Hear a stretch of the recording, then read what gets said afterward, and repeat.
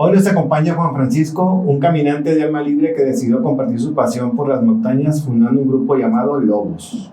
Junto a su manada ha recorrido senderos que no solo cruzan paisajes, sino también historias, aprendizajes y silencios que hablan. En esta conversación vamos a caminar con él, aunque sea con la imaginación, y descubrir por qué andar por la naturaleza puede transformar nuestra forma de ver el mundo. Muchas gracias, Francisco, por acompañarnos en este podcast. No, muchas gracias a ti por invitarme. La verdad, estoy muy contento de estar aquí contigo hoy.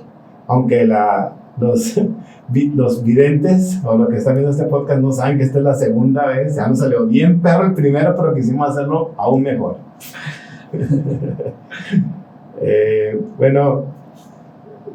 Juan Francisco, leí una publicación en tu Facebook, me parece que es del 2022, que ha tenido muchos likes, compartidas y muchos comentarios, que es donde expresas que tú fuiste diagnosticado con depresión, no recuerdo cuál es el término, pero estás yendo con psiquiatra, te estás medicando y te recomendaron que eligieras una actividad al aire libre y escogiste senderismo. ¿Ok? ¿Nos puedes plantear un poquito de cómo fue el proceso del diagnóstico, cómo llegaron a eso, cómo estuvo eso? Porque la verdad se me hace interesante porque todos los comentarios son muy positivos.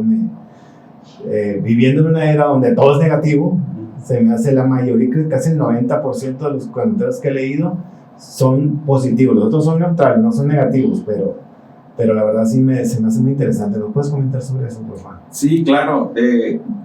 Esa publicación, si mal no recuerdo, fue más o menos como en 2022. A raíz del proceso del trabajo de psiquiatría y de psicoterapia, fue que yo me decidí a publicar este post, ¿no? Yo en ningún momento consideré que iba a tener tanto impacto, porque cuando lo publiqué, pues empecé a recibir muchísimos mensajes privados por parte de mucha gente.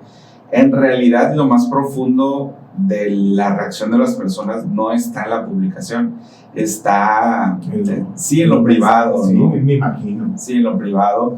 Gente que en un determinado momento me tocó conocer, pero en ningún momento se imaginaban. De hecho, el diagnóstico era trastorno de ansiedad generalizada, que es el padecimiento que tengo.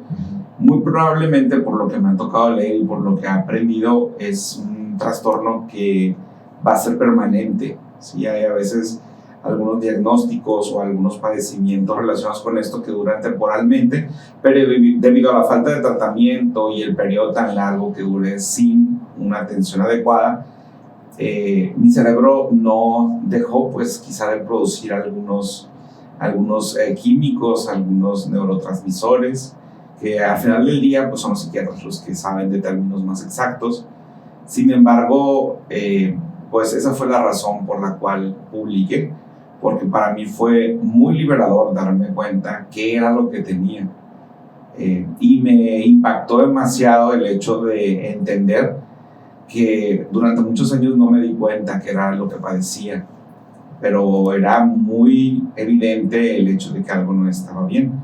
Desde el momento de levantarme, desde el momento de estar día y noche angustiado, desde el momento de no descansar, muchas situaciones que mucha gente las normaliza, si solamente las asocia al estrés o al estilo de vida que está llevando, pero al final es un padecimiento que es bien interesante cuando lo detectas porque sabes tratarlo. Yo recuerdo mucho, para no estirarme. No, tú puedes hacer lo que tú quieras. En la información, yo recuerdo mucho cuando estaba en el grupo de jóvenes, tenía como 13, 14 años, y una monja que estaba en el grupo de jóvenes que iba a dar pláticas a las personas mayores mientras nosotros estábamos entre los jóvenes, dijo en una ocasión que cuando uno aprendía a ponerle nombre a las cosas, empezaba a tener un trabajo personal sobre ellas.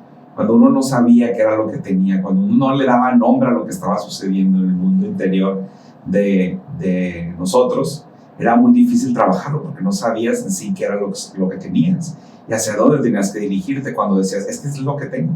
tengo depresión, tengo trastorno bipolar, tengo un trastorno así, me siento angustiado, estoy viviendo un duelo, ya sabía, aceptaba, ¿no? Me acuerdo mucho de los pasos, 12 pasos de Alcohólicos Anónimos, que uno de los más importantes es reconocer que tienes un problema. Pero cuando no sabes cuál es, ¿para dónde vas, no?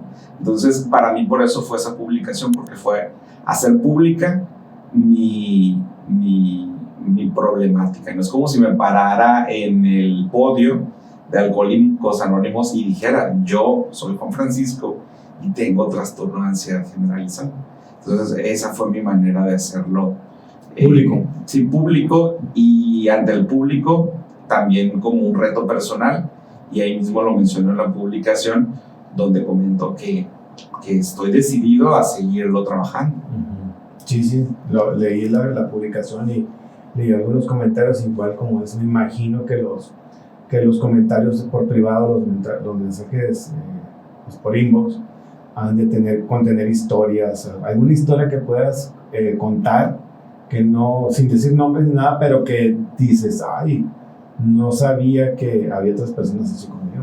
Sí, fíjate que, bueno, hay dos aspectos que me parece muy interesante mencionar aquí con lo que me preguntas. Yo creo que en ambas situaciones, en el trastorno de ansiedad generalizada, está muy relacionada hacia mi propia orientación sexual. Entonces, en ese sentido, también he tratado de ser muy honesto y muy genuino en general, ¿no? Yo soy maestro de preparatoria, aparte de lo del senderismo y todo esto, pero he tratado de ser muy genuino con mi identidad y que la gente pueda conocerla, porque hay mucho mito detrás de la imagen de una persona homosexual. Como que es demasiado,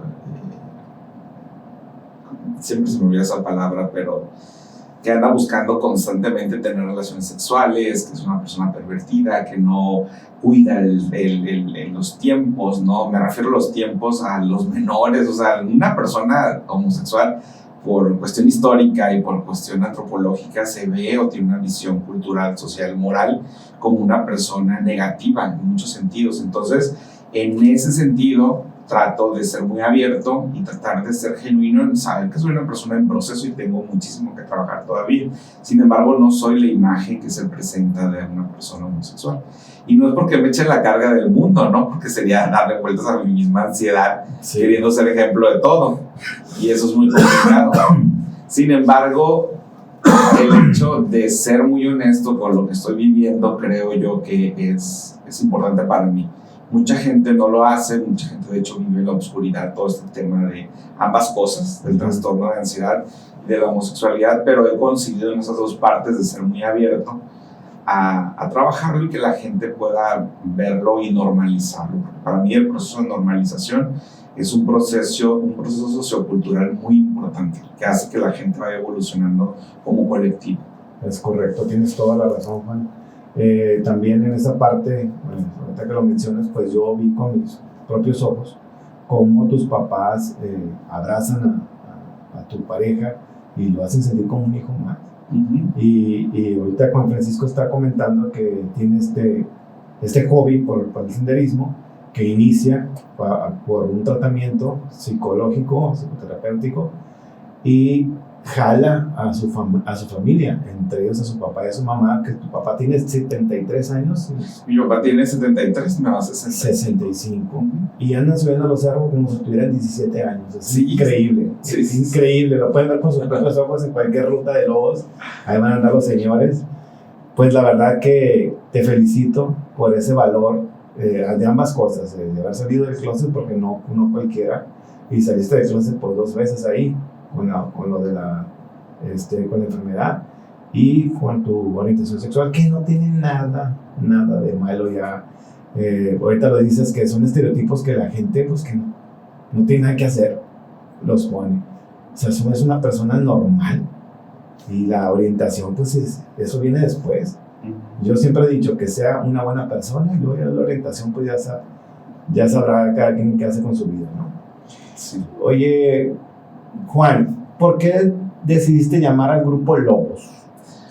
Pues fíjate que directamente a mí no me tocó el nombre. De hecho, yo no me considero directamente un fundador, a pesar de que desde la segunda semana que inició el grupo me tocó iniciar, pero hubo otro grupo de personas que empezaron la idea, ¿no? Un grupito de amigos, así es como si nos fuéramos amigos tú y yo, nos juntáramos, invitáramos un tercero, un cuarto, y dijeras, vámonos, ¿no? Estaban ellos en otro grupo, un grupo que es más antiguo que Lobos, que es el grupo de senderismo Culiacán, donde también me tocó pertenecer durante un año, y decidieron hacer rutas por su parte. Entonces el grupo o los encargados del grupo de senderismo Culiacán les llaman la atención porque, como me imagino tú lo has sabido, ha habido gente que ha tenido accidentes muy delicados, incluso perdió la vida ¿cómo se dice?, en rutas de senderismo. Entonces el grupo de senderismo Culiacán trataba de mantener este cuidado de las rutas o las salidas, y este grupo de personas no, o sea, querían ir para donde querían, y como de algo negativo, que fue como que nosotros hacemos lo que nos pega la gana y vamos, ¿no? Aunque no tengamos ninguna formación, fue que me tocó conocerlos. Entonces yo ya... Eran aventados, arrojados. Sí, eran arrojados, pero es un gran problema en el senderismo, la parte de la imprudencia, ¿no? De hecho, la mayoría de las personas que tienen una cuestión que se han perdido y que han generado, porque un rescate de protección civil y de los cuerpos de rescate es carísimo, como no tienes una idea. Es muy, muy caro hacer toda esa movilización y evita atender otras emergencias que quizás sean más prioritarias por estar atendiendo situaciones que son a raíz de la imprudencia. Entonces, en ese sentido, pues desgraciadamente así fue como inició el grupo, ¿no? Con un grupo de personas que no estaban preparadas ni capacitadas.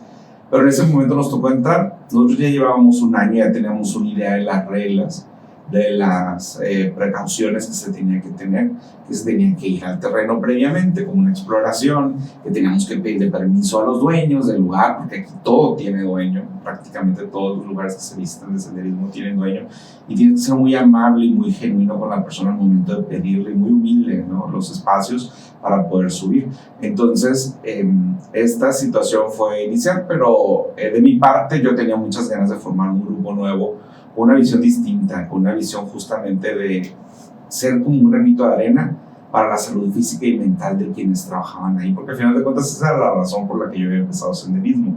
Entonces no quise perder la esencia, y un amigo me dijo en una ocasión, ¿sabes qué? Es más factible empezar desde cero que tratar de cambiar un grupo que ya está con su filosofía o con sus pensamientos, ¿no? Entonces, por esa razón, al ser un grupo que prácticamente iba iniciando, empezamos a organizar con ellos toda esta dinámica de tratar de estar organizados, de capacitarnos, de formarnos. De hecho, este sábado nos graduamos del diplomado de senderismo con énfasis en primeros auxilios en terreno agreste. Fueron 100 horas que nos aventamos de trabajo de primeros auxilios. A mí me tocó en una ruta que estaba haciendo una tarea. Sí. Sí, o sea, no nada más es de que vamos a hacer el diplomado, tienen que hacer el trabajo. Sí. Tienen que hacer la demostración y con pruebas. Sí, claro, de repente era bien interesante porque tenías que vendar a alguien, tenías que preparar apósitos para caso de heridas ensanguinantes, por ejemplo, una perdedura muy grande donde perdías más de 1 litro de sangre, ver cómo ibas a hacer el empacamiento, todo, muchas cuestiones muy detalladas, ¿no? Si había, por ejemplo, algún envenenamiento o picadura, tenías que practicar, inyectar, ¿no? Entonces, muchos tenemos miedo, ¿no? Por ejemplo, a las jeringas, a muchos detalles, ¿no? A ver las fotografías de repente con tantas situaciones que pasan o que suceden. Por ejemplo, aquí en San Antonio, que es una ruta muy conocida porque pues tiene la cascada y toda esta cuestión, y casi la mayoría de la gente la conoce, las cascadas de San Antonio, pues ha habido hasta fallecimientos de personas, ¿no? Caídas de 20, 25 metros, donde las personas se han zafado la quijada, se han quebrado varias partes del cuerpo. Entonces nos tocaba ver fotografías, porque los mismos rescatistas de protección civil nos impartían la clase, ¿sí? Entonces, con fines académicos, nunca con la intención de exponer, porque todo lo tienen cuidando la privacidad de las personas, pero era muy interesante ver todo esto. Todos los casos que han pasado. Sí, así es. Que uno ni se imagina que te puede pasar, ¿no? Sí, pues de ahí, para resumir, sí. Esa fue la cuestión como inició Lobos. No me tocó a mí poner el nombre, pero me tocó asumirlo porque llevaba 1 o 2 semanas iniciando esta cuestión del grupo. ¿Y cuántos son más o menos los que inician Lobos? Pues era un grupo, en sí éramos 3 los que estábamos de encargados y los demás eran flotantes, pero las personas que estaban conmigo en el grupo anterior, que eran mis papás, mi pareja, algunos amigos, se vinieron a Grupo de Lobos y prácticamente de ahí iniciamos. Por eso hace 3 años que iniciaron. Iniciamos hace 3 años, fue aproximadamente como en julio, agosto de hace 3 años. Este año cumplimos 3. ¿Y qué representa Lobos para ustedes? Ahorita, como decías, ¿qué es la manada en la práctica? En la práctica, la manada de Lobos es, pues eso, es un grupo que tiene una meta en común, ¿sí? Y esa meta en común es hacer florecer. Lo hablábamos la vez pasada y lo vuelvo a repetir. Ahorita uno de los grandes problemas, y lo mencionó Carl Rogers, el padre del humanismo, del enfoque centrado en la persona, él decía que la gran enfermedad de nuestro tiempo iba a ser la soledad. A pesar de que estábamos cada vez más cerca y con una tecnología más avanzada, las personas cada vez nos íbamos a sentir menos conectadas entre nosotros de manera profunda y íbamos a tener menos intimidad, a pesar de que tuviéramos medios para estar más cerca. Y eso se ha cristalizado desgraciadamente con tanto que nosotros vivimos en una cultura muy individualista, donde me pongo en primer lugar yo, en segundo y en tercero yo, ¿no? Y sí es importante. Pienso que vivimos en una ciudad muy chica, en una ciudad más grande como Guadalajara, Monterrey o Ciudad de México se nota más. Sí, así es, en una ciudad pequeña, todavía somos una ciudad. En una ocasión me tocó organizar un congreso internacional de bioética para la Universidad Católica cuando trabajé para ellos.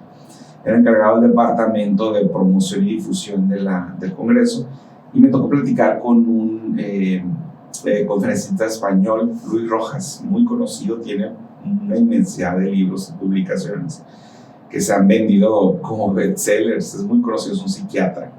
Y él me comentaba justamente que Culiacán sigue siendo una ciudad muy humana en su estructura arquitectónica, en cuanto que no había edificios tan grandes, sino se mantenía un nivel muy humano. Y eso reflejaba mucho que todavía era una ciudad que mantenía una cuestión comunitaria muy positiva.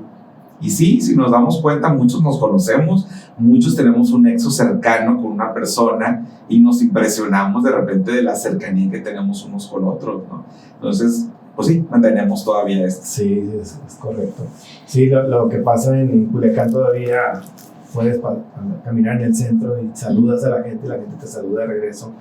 En una ciudad tan grande como Ciudad de México, tú llegas y saludas y sí. Sientes bien raro, sientes un choque así como que sí. Pero ¿qué pasó si fui amable? No les importa. No, y es muchas veces por la cuestión de lo de la delincuencia. Y cerrando tu pregunta, fíjate que eso es justamente lo que busca Lobos, romper con esta parte individualista y empezar a trabajar en comunidad. Y es complicado porque estamos acostumbrados solamente a pensar en nosotros mismos. Hay una filosofía ahorita mucho de solamente vivir para mí, ponerme en primer lugar a mí. Y sí es bien importante porque también somos muy golpeados por a veces la falta de autocuidado, que es un elemento bien fundamental para lograr la felicidad, el cuidarnos a nosotros mismos. Pero en el cuidarnos es bien importante también la conexión con el otro. Sí, es completamente la razón. ¿Qué valores sientes que une a Lobos? Pues mira, hace un tiempo yo estaba justamente pensando acerca de eso y creo yo que uno de los valores más importantes es la parte de la solidaridad. Comentábamos anteriormente que había un compañero que se nos había quedado por allá en una ciudad del norte y por situaciones familiares y un conflicto que hubo ahí se quedó sin teléfono, sin ropa, sin comida, sin dinero, sin nada, ¿sí? Y al hablar a un compañero, ese compañero pues inmediatamente me habla a mí de, ¿qué podemos hacer? Mira, está solo allá, márcale, porque nada más le entran llamadas. Alguien le regaló un teléfono y me marcó porque ese es el teléfono que se acordaba.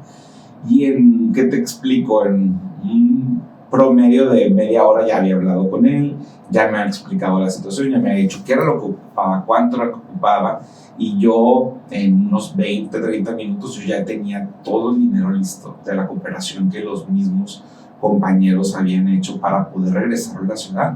Y lo estuvimos monitoreando prácticamente, que tomara el Uber, que llegara a la central camionera, que se viniera a Culiacán, que llegara bien, que tomara el Uber de aquí a su casa y llegara a su casa sano y salvo. Entonces, es una muestra de la forma en la que se trabaja en Lobos. No nada más en la ruta y en la montaña, No. O sea, eso trasciende a la ruta. Sí, trasciende la vida cotidiana, que creo yo que eso es lo más esencial. En ocasiones hemos tenido también de repente otras situaciones, desgraciadamente hemos perdido compañeros sobre la marcha y también hemos buscado la manera. Un compañero se electrocutó en un trabajo muy querido, Paul, y buscamos la manera de apoyar a su familia y la verdad fue impresionante la respuesta de la comunidad. La verdad me quedé yo sumamente impresionado por toda la respuesta que hubo ante la convocatoria que hice para poder apoyar a la familia. Entonces, no ha habido, yo creo, ninguna ocasión en que haya habido alguna situación complicada que incluso sin conocer a la persona, la comunidad haya respondido generosamente. Qué padre, la verdad que qué bonita comunidad han hecho, porque bueno, a mí me tocó estar en un grupo de motociclistas, eran 70 motociclistas y decían que la hermandad biker y que todo, toda la parafernalia. Ajá. Pero cuando uno de los compañeros se accidentó y pidió sangre, ninguno de los 70 le pudimos dar. Yo me he hecho tatuajes, yo siempre tengo tatuajes. Ajá. Entonces yo no podía darle sangre, pero ninguno de nosotros les pudo dar. Dije, no, a mí se me hace que esto es puro pancho. Ajá, sí. Y me da mucho gusto saber que en la comunidad de Lobos, que también pertenezco, si en algún momento llegara a tener alguna dificultad, sé que el grupo va a apoyar en lo que pueda, ¿no? No te va a resolver la vida, pero con una manita. Sí, claro. ¿Qué has aprendido sobre el liderazgo caminando con Lobos? He aprendido que no puedes ser un buen líder si no luchas por ser una buena persona. Alguien que no es una buena persona difícilmente puede ser un buen líder. Y no me considero una buena persona, ¿no? Estoy en proceso de crecimiento. Tengo muchísimas áreas de oportunidad. Algunas que he identificado, otras que no. Pero eso, el estar en Lobos como encargado, como uno de los encargados, porque somos un equipo que estamos llevando a la comunidad adelante, es lo que me ha ayudado de repente a darme cuenta de áreas de oportunidad, de, como decía Carl Jung, conocer como mis sombras, ¿no? También como líder, como encargado. A veces uno, pues a través de su formación de su vida, tiene tendencia al control, por ejemplo, ¿no? Tiene una tendencia a ser agresivo quizá en determinados momentos, ¿no? A no ser empático, ¿sí? Entonces hay muchas situaciones, así es, hay muchas situaciones que de repente surgen, ¿no? Entonces vas conociéndote. Yo creo que esa parte es muy importante y vas decidiendo si quieres cambiar. Porque también otro problema, creo, de nuestro tiempo es que mucha gente se considera un árbol estático que jamás va a cambiar, ¿no? Y las palabras de la gente son siempre de que no, es que yo así soy y así acéptame y así esto y así aquello y yo no voy a cambiar nunca. Y no, la gente con una posición muy negativa respecto a que un ser humano puede evolucionar, ¿no? Hasta el último día de su vida puede evolucionar, ¿no? Sí, así lo desea. O sea, así lo desea, ¿no? Por supuesto. Entonces, esa parte creo yo que ha sido muy importante, que no ha estado desconectada de mi propio crecimiento personal, sino que se ha unido a él. Sí, ha habido momentos difíciles, por ejemplo, cuando fue el fallecimiento de este compañero, yo la verdad lo apreciaba demasiado. Era muy cercano. Era una persona que llegaba, que, oye, te ayudo con el botiquín, ¿en qué te puedo ayudar? Yo le hablaba, ¿no? Yo soy muy malo para las cuestiones caseras, ¿no? De que, oye, no sé cómo poner el gas, ¿me puedes explicar cómo le hago, qué compro, ¿no? O, oye, ¿sabes qué? El carro le pasó esto, ¿qué le puedo hacer? Oye, fíjate que la ventana, así, ¿no?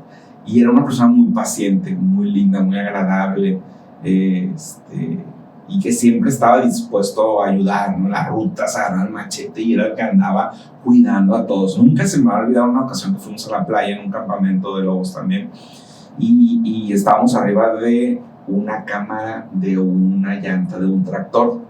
Y arriba estábamos 6, con una pierna dentro como de la dona y otra afuera. Y él con el brazo evitaba que... Era fuertísimo, exageradamente fuerte. Entonces nos jalaba el mar y él nos mantenía dentro del agua con el brazo. Con un brazo nos mantenía dentro. ¿Jalando al agua? Jalándonos a la lona, ¿no? Okay. Entonces era una persona cuidadosa, protectora, y con su familia. Él tenía tiene tres niñas, una como de 20, otra como de 14 y un niñito chiquito como de 3, 4, y su esposa. Y para mí fue muy impactante la muerte de él. Yo la sufrí demasiado porque le tenía mucho cariño, la verdad. Y fue... ¿Hace cuánto fue eso? Eso fue, ya va a cumplir un año. Ok, era muy reciente. Sí, es reciente. Y yo en ese momento iba a decidir dejar la comunidad. ¿Y por qué te quedaste? Me quedé porque en una ocasión me tocó platicar con su esposa y ella me explicó lo que el grupo era para su esposo. Y teníamos un viaje a Mismaloya. ¿Qué era el grupo para su esposo? Teníamos un viaje a Mismaloya y el esposo platicaba que era una experiencia, cada experiencia que él vivía con lobos era lo que no había. ¿Mismaloya está en Vallarta? Está cerca de Vallarta, está a 20 minutos de Vallarta. Vallarta es donde cae la cascada del depredador, ¿no? Ajá. Es la playa que recibe esa... Sí, ajá, que está la selva y aquí está la playa. Que fue la noche de la iguana, grabaron ahí, me parece, en una zona ahí. Sí, es un ecosistema muy bonita. Sí, es un ecosistema muy particular, muy peculiar en México. Uh-huh. Y ellos ya habían pagado el enganche del viaje y todo, porque el primero les había encantado. Y cuando terminó el viaje, el primero, me acuerdo, se me acercó, me dio la mano y un abrazo y me dijo: Juan Francisco, lo que yo no viví en su momento, ahora lo estoy viviendo. En los rallies, las lanchas, correr, brincar, jugar, divertirme, subir árboles. Entonces entendí que para muchos, no nada más para mí, era muy importante pertenecer a la comunidad. Y lo que la comunidad estaba produciendo y sembrando, para muchos estaba simbolizando algo bien importante para su vida.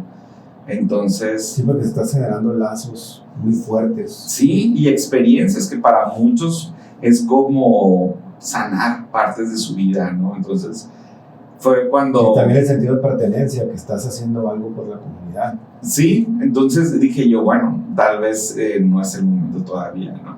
Sí voy a cerrar el ciclo, ¿no? En un determinado momento, quizá pronto, quizá no tanto, pero sí tengo que seguir el ciclo, cerrar el ciclo, porque no es bueno tampoco durar como Porfirio Díaz, ¿no? Tantos años en el poder. No, pues sí te entiendo perfectamente en esa parte, porque en 2020 nosotros como familia sufrimos una pérdida. Fallece en Mitupuco, uno de los tíos más queridos, de las personas más queridas. Así me lo estás describiendo a esta persona, que no sé cómo se llamaba. Paul, no lo recuerdo, tú lo mencionaste. Era una persona que... Mi tío era una persona que cuando llegaba te hacía reír, te ponía feliz, él era feliz. Y sin embargo, él no era una persona que particularmente, ¿cómo te lo explicaré? Con una vida perfecta, sino fue una vida que muy sufrida. Con muchos falleció su mamá muy joven y se crió con sus hermanas. O sea, era una vida dura. Pero cuando llegaba a la vida de los demás, o sea, era una persona muy importante. Ahorita que me estás contando de cómo te afectó y cómo lo has ido viviendo, que ha pasado un año, nuestros amigos, los amigos de la cuadra, que lo conocieron a mi tío, a través de estos años, estos 5 años que han pasado, ya pasaron 5 años ahora en marzo, 23 de marzo, cumplió 5 años que falleció. Nos hemos enterado de muchas historias de cómo impactó mi tío a estas personas, así como dices, que Paul impactó a ti y a otros. Es súper importante esa comunión, o sea, haber existido junto con ellos. Eso se me hace muy, muy, muy perro, la verdad. Juan Francisco, ¿Alguna vez te has enfrentado a una decisión difícil a medio camino de la ruta? O sea, que estés en la ruta y sucede algo y dices tú, ¿qué vamos a hacer? ¿Qué? Pues... Me platicabas la vez pasada, no sé si es la misma historia, cuando un compañero se rompió la pierna sí. ¿Dónde? ¿En Cozalá? No, fue en Los Mayos. En Los Mayos. En el límite entre Sinaloa y Durango, ajá. Llegando prácticamente... Hay unas cascaditas, ¿no? Sí. Es un lugar precioso, la verdad. Y llegamos allá y ya estábamos descansando al final de la ruta y había justo unas cascadas entre las piedras, así pequeñas, unas caídas de agua. Estábamos muy divertidos bañándonos, risa y risa. Y pues todos empezaron a sacar sus lunch, ¿no? Uh-huh. Entonces estábamos bañándonos y un compañero, su esposa, ya sabes, ¿no? De que hasta que tomas el lunch te vas a meter al agua, ¿no? Y ya estábamos así para que no se descompensara y todos gritando y divirtiéndonos y él desesperado porque es un señor canalero, así que creció en los canales de su rancho, entonces está desesperado. El luchar pues había el agua. Sí, ya está que le temblaron. Entonces no es muy fácil en esa parte detectar la profundidad del agua. Y como la mayoría estábamos sentados en el agua, él consideró que la profundidad era como si estuviéramos parados. No se notaba pues que estábamos sentados. Y cuando él se terminó su sándwich, que ya lo tenían muy amenazado con eso del sándwich, se avienta. Va y se avienta así. Acostumbramos casi la mayoría a meternos con el uniforme completo, pues con los tenis de agarre, los Salomón y la ropa que traigamos nos metemos al agua, la camisa manga larga y todo. Y él golpea con unas piedras, o sea, aparte de donde cayó, era la profundidad pequeña, pero aparte había como unos picos, ¿no? Entonces se quiebra la tibia del peroné. Entonces sacarlo de ahí fue complicado, sin embargo, mostró mucho la capacidad de la comunidad, ¿no? Llevábamos varios equipos, íbamos y teníamos varios grupos. Varios grupos, estaban los zorros, que es otro grupo, y estaban también amigos senderistas, que es otro grupo. Coincidimos que ese fin de semana fuimos y prácticamente nos unimos todos, y somos grupos que nos convivimos entre nosotros. Rápido lo entablillaron, rápido le dieron un medicamento sublingual, inmediatamente se entablilló, se le vendó y se acomodó en la camilla para sacarlo por el lado contrario, porque no podíamos subir, había piedras muy altas, ¿no? Por donde habíamos bajado, o sea, había que rodear. Y rodeamos, siempre nos llevó como 1 hora y media llevarlo. A peso, y íbamos rotando los hombres, 8 en la camilla, para llevarlo hasta la camioneta, y de ahí lo llevaron a la carretera. Y más adelantito, en Los Mayos, se encontraron con la Cruz Roja, que alguien le había llamado, pero ya no hicieron ninguna intervención porque la persona estaba, según palabra de ellos, estaba totalmente estable. Estaba acomodada bien, estaba entablillada de manera correcta, estaba inmovilizado como debía ser. Entonces, si lo movían era más perjudicial que dejarlo así. Entonces, por esa razón fue que lo dejaron así, ya lo llevaron al Hospital Ángeles y ahí ya lo atendieron, ¿no? Lo operaron, se hizo otro procedimiento y ya la persona ya ha estado en rehabilitación. ¿Ya tenía seguro de gastos médicos mayores? Sí. Sí, su esposa, que trabaja en una agrícola, es contadora, tenía asegurado a toda su familia, entonces por esa razón fue. Entonces a eso me refiero, que es bien importante porque quien convoca tiene la responsabilidad de quienes van. Entonces en ese sentido es bien importante. Mucha gente piensa que muchas veces los líderes de los grupos son sangrones o son especiales o muchas veces... Por las reglas que ponen. Sí, por las reglas que ponen, ¿no? De hecho, Lobos está por entrar en un proceso de purificación porque necesitamos poner mucho orden en ese aspecto, ¿no? Al terminar el diplomado de senderismo nos dimos cuenta de que hay muchos huecos. Sí, hay muchos huecos que pueden atraer problemas legales también, ¿no? Sí, o sea, hay normas que regulan esto, ¿no? Que podrían afectar legalmente a quien convoca. Entonces necesitamos tener un orden y hay mucha gente que es muy imprudente. Es muy imprudente o muchas veces tienen la tendencia a hacer siempre su voluntad, entonces es complicado aparte trabajar con ellos, ¿no? Entonces necesitamos como de repente tener como esta purificación para tener un orden. Y quien quiera seguir bajo la filosofía y las reglas del grupo, adelante, seguiremos trabajando. Seguiremos entonces, porque sí, o sea, la verdad que la gente parecería ser que es algo tan sencillo como nada más es, sí, no, dale para adelante. Por ejemplo, una mordedura de serpiente. Ya desde ahí, ya, ¿qué haces tú solito? Sí, así es. Sí, tenemos ya más o menos una idea de cómo responder a eso y responder a otras cuestiones de abejas y toda esta cuestión. Pero nunca sabes, o sea, los detalles desde el tipo de sangre, una alergia que tenga la persona. Una resbalada que te sí. hace el coxis, te lo fractures. Una persona que, por ejemplo, es alérgico a las abejas no ocupa que le piquen muchas abejas. Con una abeja automáticamente puede llegar a tener hasta un shock. Entonces, en medio de la nada, lejos de la ciudad, lejos de los carros, ¿no? Como para poder moverte a la ciudad. Sí, porque casi siempre los carros quedan a 45 minutos, una hora, más o menos, para llegarles. Sí, porque, sí. O sea, tú andas por arriba de los cerros, pero la parte más cerca son una media hora. Sí, no sé si estás ya en la cima, que ya en una ocasión pasó, no en Lobos, en otro grupo, también, y de repente volteas y no hay ni un líder, ni un encargado, ni nada. Y dices, ¿tú qué hago, no? Entonces, ha habido varias cositas y la misma experiencia te lleva a ser más prudente. Y me comentaste también la vez pasada que una vez se perdieron. Sí, ha habido ocasiones en que ha habido dificultades, ¿no? Sobre la marcha. Ahorita es muy difícil por el uso de aplicaciones.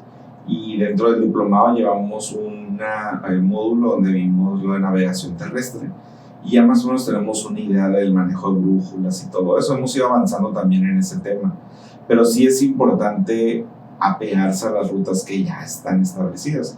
Aparte de muchos detalles que están marcadas también, que entre ustedes y los demás grupos han marcado las rutas con diferentes colores. Sí, en algunos lugares sí, los más concurridos, pero hay otros que no están marcados. Pero de tanto que se ha visitado, las mismas aplicaciones graban las rutas. Te marcan ahí con un color especial cuál es la sugerencia de ruta normal por esos cerros, ¿no? Entonces, ya ahorita la tecnología está muy avanzada en ese sentido, la verdad. Incluso ya en unos meses quizá va a iniciar unas aplicaciones satelitales que ni siquiera van a requerir el uso de datos. O sea, ya obviamente va a tener un costo, ¿no?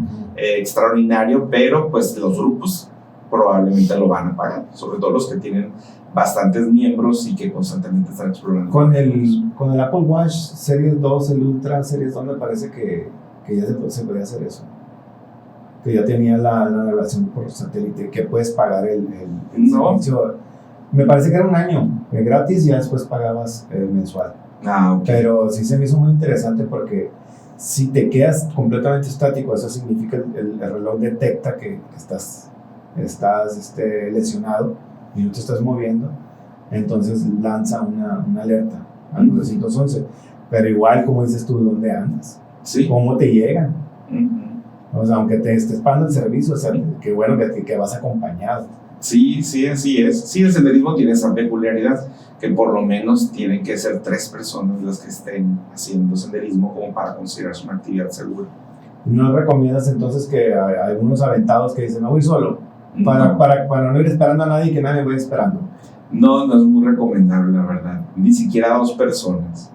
Sí, casi siempre la recomendación es que sean de 3 a más personas. Para que lo puedan cargar entre 2 a... Sí, o haya la movilización o alguien se pueda quedar con él y otra persona puede ir a buscar ayuda. O en caso de que sea una distancia larga, que puedan turnarse, uno quedarse en un punto intermedio, buscar primero la señal y después hacer el movimiento. Hay formas, ¿no?, de hacerlo dependiendo cuál fue la distancia que recorrieron hasta donde pasó el accidente. En el diplomado que estaban haciendo, Juan Francisco, en alguna actividad que hicieron que te haya sorprendido, que dices, ay, nunca lo vi venir esto. Pues lo de radiocomunicaciones me gustó mucho, me gustó conocer que cuestiones, por ejemplo, satelitales, ahí las revisamos, ¿no? El uso de ciertas aplicaciones. Hay una muy interesante que se llama Gaia y te marca como específicamente el espacio donde te encuentras la altitud de los espacios hacia donde vas caminando, o sea, cuántos metros hay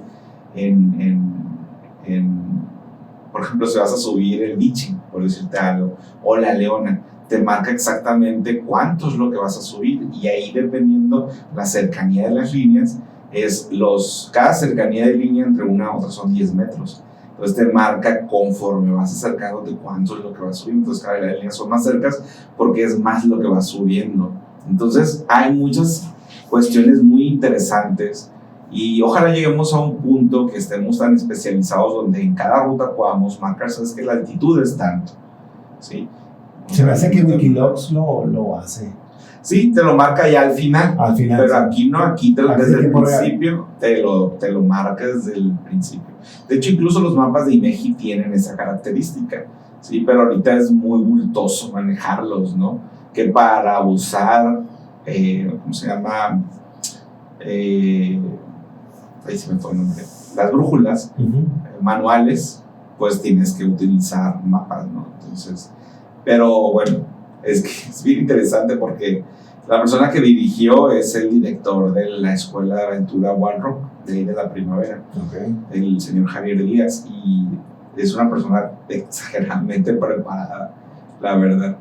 Siento que nos faltó durar otros 5 meses solamente con él, a pesar de que lo más fuerte fue primeros auxilios. Y otro que me sorprendió mucho fue el tema de primeros auxilios. La verdad, hay muchas situaciones muy importantes en tomar en cuenta, ¿no? Hay una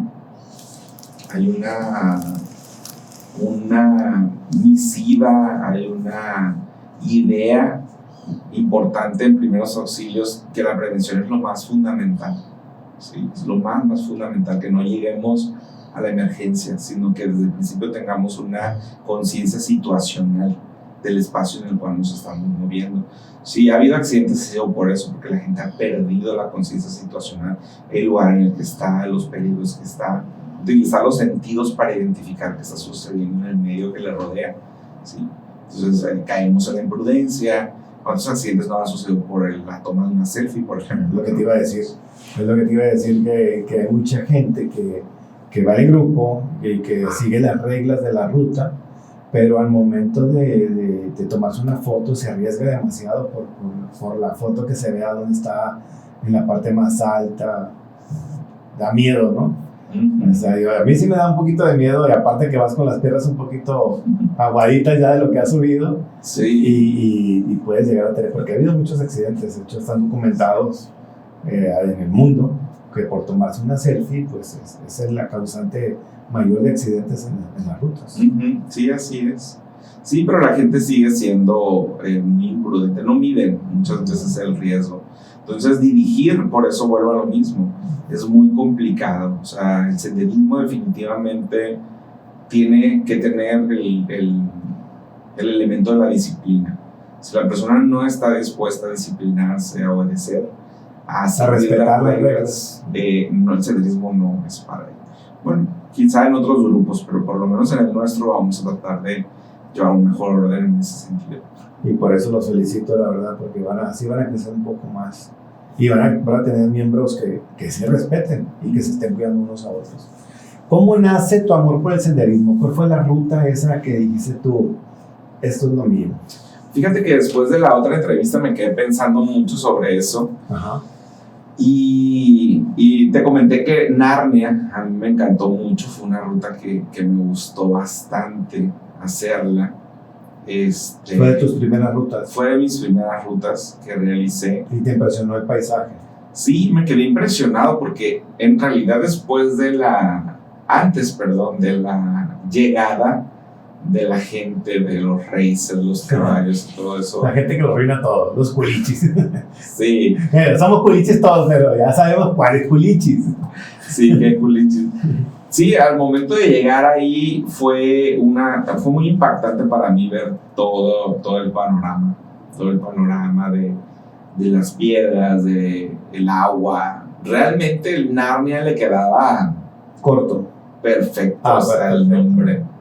Era ver el agua azul, hermosa, los paisajes llenos de flores, de césped, las piedras impresionantemente grandes, o sea, toda esa combinación y la inmensidad de la presa y las islitas que se formaban con árboles y alrededor pues estaba lleno de cerros, hermoso, era una cosa impresionante. Sigue teniendo una maravilla, ¿no? Pero ya ha cambiado algo el panorama, ¿sí? Por la mucha basura también. Sí, y también han modificado y han erosionado el terreno, que fue un tema también que vimos acá en el diplomado de senderismo, la importancia de cuidar los senderos y no estar erosionando donde quiera, ¿no? Tú sabes que los espacios que constantemente se están recorriendo se empiezan a erosionar y ya no crece la flora de manera adecuada, entonces la gente agarraba por aquí, por allá para cuidar, se metían en bola y toda esa cuestión, entonces grandes grupos, hasta un concierto o hasta un festival aéreo de globos. Entonces todo eso erosionó y dañó bastante el ecosistema de Narnia. Entonces ya no es definitivamente el mismo. Tienen que dejar que se recupere para que... Sí, pero eso va a ser muy difícil. Dura muchísimos años. Sí, bastante. Y tendría que estar en condiciones muy específicas de cuidado, ¿no? Que pues, no va a suceder. No va a pasar. No va a suceder. Digo, ya entraríamos en un tema político, en un tema ambiental, donde tendríamos que hablar de ciertos actores que mejor lo omitimos. ¿Recuerdas cuál fue tu primer caminata? Sí, fíjate, en cuanto a senderismo, mi primer caminata fue allá en Narnia, pero con un poquito más de senderismo, porque acá en Narnia era como que caminar en lo plano. Fue el hípico. Okay. El hípico, que fue el boom en tiempos de pandemia de todos los senderistas. Todos iban al hípico, subían, bajaban.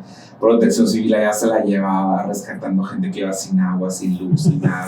se perdían, ¿no? Entonces, sí, era el coco, ¿no? Y sigue siendo el coco para los rescatistas. En una ocasión me tocó estar en una entrevista de radio,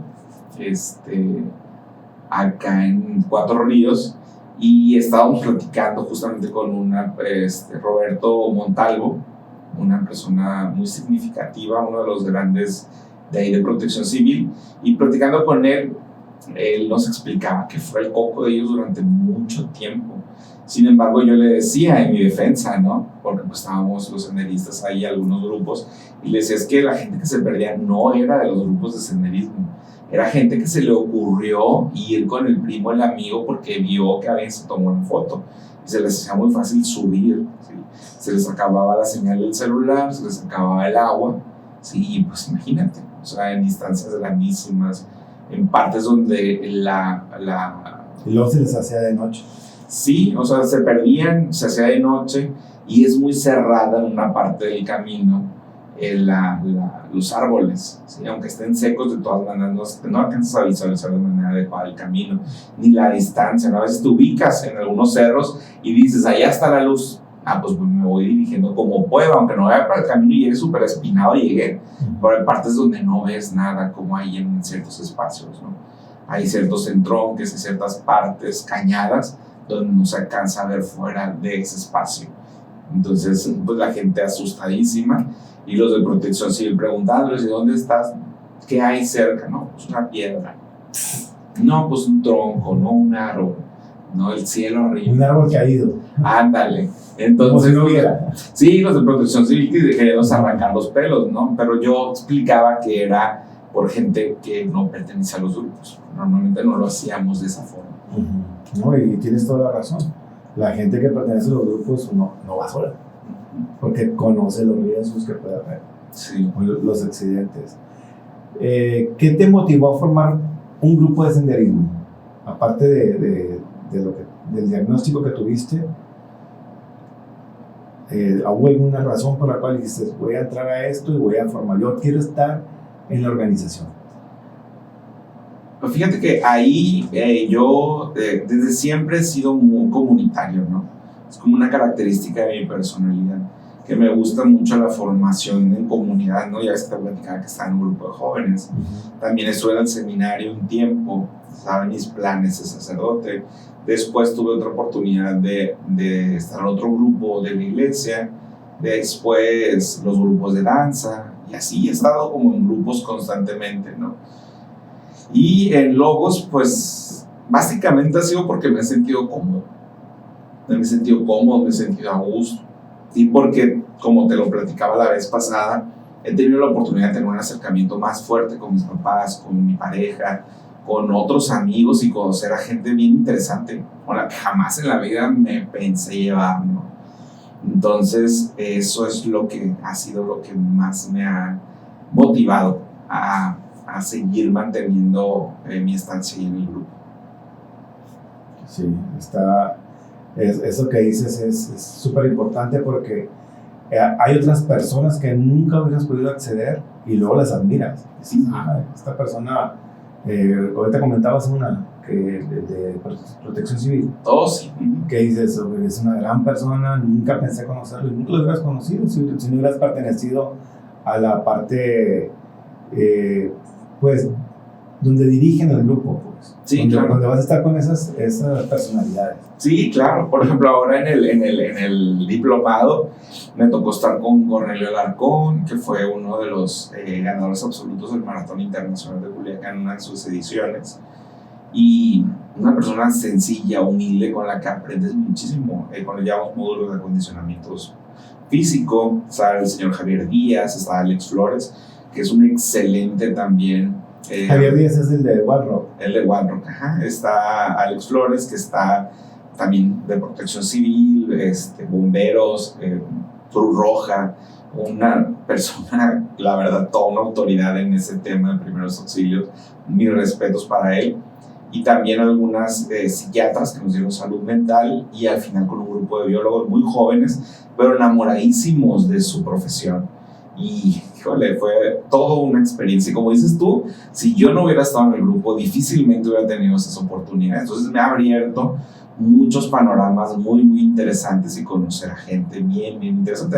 Este domingo estuvimos 120 personas en el rally de senderismo. Es lo que te iba a preguntar ahorita. Sí, conoces a mucha gente bien interesante que jamás te imaginas. Yo a veces me sorprendo porque en la calle la gente me saluda, en los supermercados, en el fórum, en la calle, de que, hey, Juanfra, ¿cómo estás?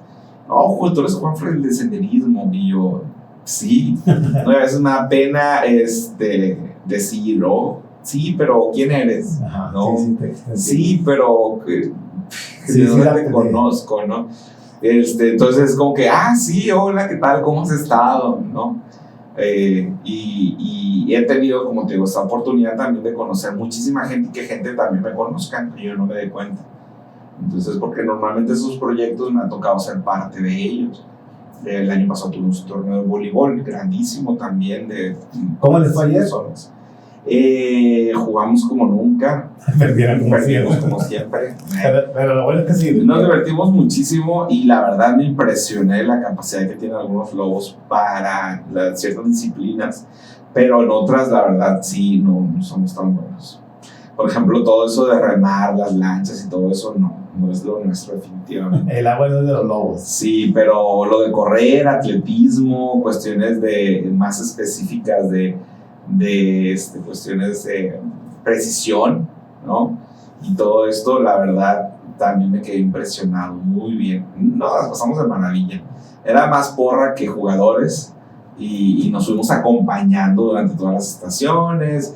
Al final hicimos una super quesabirrias en un parque, nos pasamos bien a gusto. Y pues hoy teníamos ya en mente lo del cuadrangular, aprovechamos para hacer el sorteo de quienes íbamos a participar. Y fue muy bonito, muy, muy bonito, excelente, pero ves mucha gente variada que ni te imaginas, porque son un uniforme de un color, otro de... ¿Cuántas personas eran más o menos ayer? Ayer jugadores éramos 120. 120. 120. Entonces eran 12 uniformes distintos, de 12 grupos distintos, los más representativos de la ciudad. Pero yo pienso que doblaban o triplicaban con la cuestión de lo de las porras, más todo el personal que iba del Instituto Municipal del Deporte y Cultura Física. Pues el parque estaba en llamas, pues. ¿El Parque Constitución? El Parque 87. 87, ok. Sí. Oye, Juanfran, ¿cuál es tu mayor logro en el senderismo? Yo siento que mi mayor logro en el senderismo ha sido mi trabajo personal. El hecho de poder proyectarme y reflejarme y reconocerme en muchas situaciones. buenas y no tan buenas, y poder tener la oportunidad de trabajarlas. Yo soy una persona que cada semana tiene su consulta psicoterapéutica, cada determinado tiempo tiene su espacio para su consulta psiquiátrica. Ya ahorita, por el control que ya tengo, ya lo hago cada 4 o 5 meses, pero tengo mucha oportunidad de ver qué es lo que tengo que trabajar, ¿sí? Y porque soy una persona muy, muy activa, o sea, yo no puedo estar quieto. Entonces, en lugar de enfocarme en otras cosas, los miércoles estoy jugando voleibol, los martes estoy corriendo en la lomita, los jueves estoy subiendo el cerro súper contento con una lámpara, el sábado ando explorando por allá, el domingo hay ruta general, el domingo hubo un rally, el sábado un viaje a Cozalá, o sea... Siempre hay algo que hacer. Sí, siempre hay algo que hacer, cosas hermosas, cosas bonitas, cosas que me gustan, porque en realidad como que el senderismo englobó grandes pasiones que tenía. Todas las cosas que te gustan están ahí. Sí. ¿Te las has encontrado, pues? Sí, grandes cosas. Hay otras que pues me gustan también, pero también me nutre el estar en senderismo. Me gusta mucho el arte, por ejemplo, me gusta bailar. Yo soy licenciado en educación artística, es mi segunda carrera. Entonces yo también pinto, entonces de repente ver cosas nuevas en los espacios donde estamos me permite tomar ideas y nutrirme para pintar.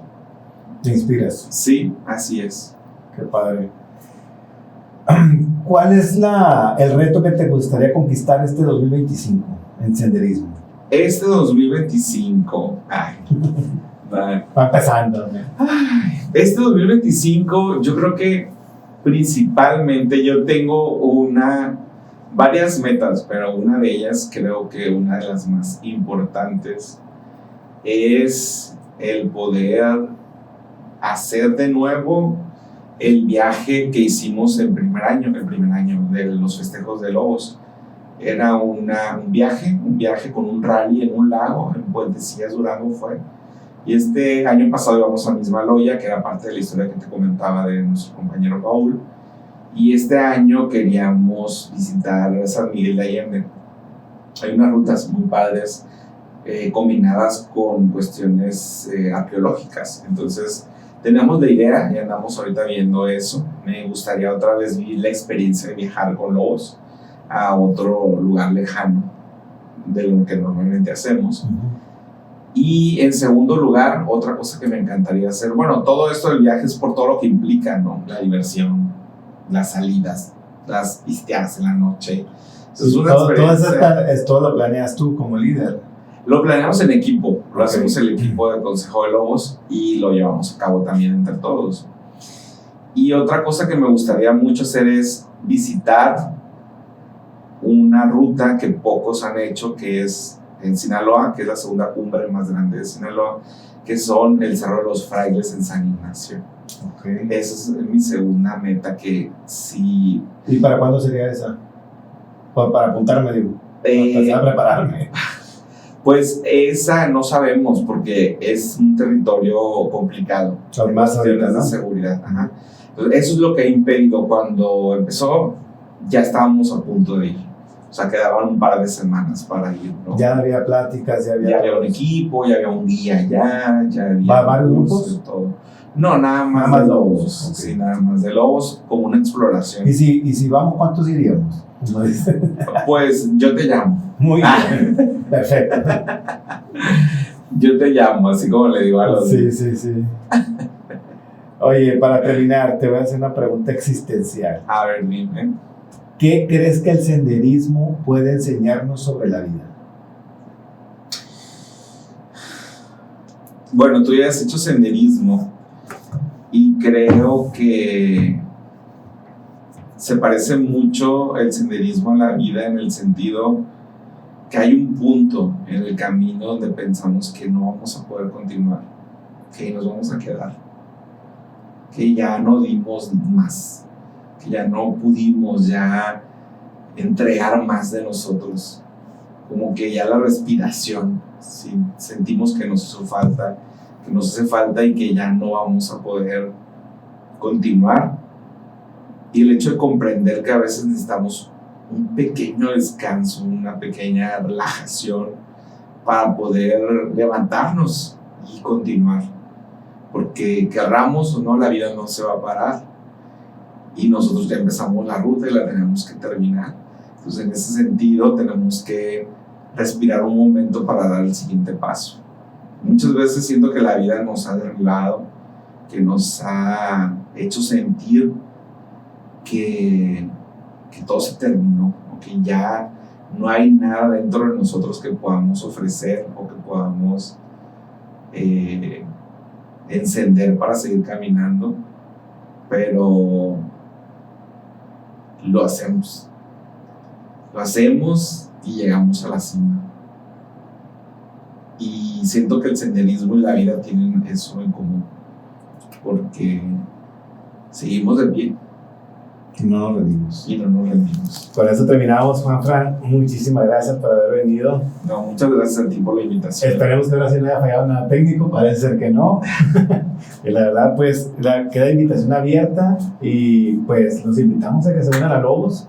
Vamos a poner las redes sociales de Lobos. No sé si hay alguna invitación que quieres hacer. No, en general, pues la comunidad está abierta. Yo no invito así en general, porque está abierta siempre, pues. Al que entra al grupo de WhatsApp y le pone Senderismo Lobos Culiacán, le va a aparecer inmediatamente el grupo. Y no hay grandes requisitos más lo que hemos platicado aquí.